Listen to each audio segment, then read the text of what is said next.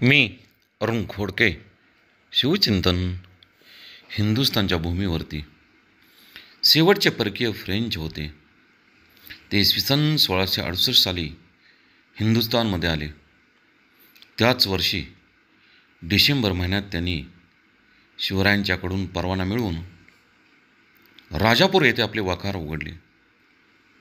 शिवरायांनी सर्व परकीय राष्ट्रांशी मैत्रीचे संबंध ठेवले होते. त्यात त्यांचा मुख्य हेतू म्हणजे त्यांच्याकडून तोफा, दारुगोळा मिळवून शिद्यांच्या जंजिराचा पाडाव करणे हाच होता. सर्व परक्यामध्ये फक्त फ्रेंचांनीच शिवरायांना दारुगोळा पुरवला.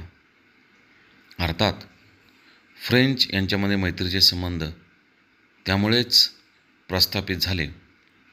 त्याचा उपयोग फ्रेंचांनासुद्धा फारच झाला. सुरतच्या फ्रेंच वखाराचे प्रमुख अधिकारी होते बारा व ब्लो यांनी फ्रेंच प्रधान कोलबेर यांना लिहिलेल्या पत्रामध्ये शिवराय फ्रेंच कंपनी आणि फ्रेंच लोकांविषयी आदराने वागत आहेत अशी नोंद केली आहे.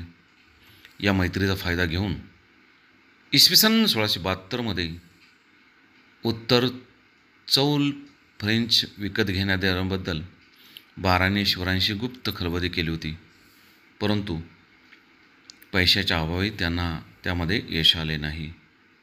बहुत काय बोलणे. राम कृष्ण हरी.